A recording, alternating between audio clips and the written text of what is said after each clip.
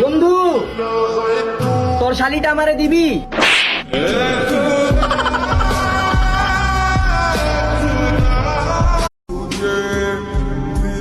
বেশি আশা নিয়ে কাউকে ভালোবেসো না, স্মৃতিতে থেকে যাবে, সাথী করে আর পাওয়া হবে না।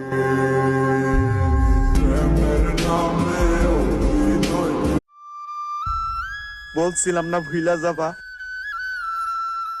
আমার এই কথাটা নিয়া কতই না ঝগড়া করতা।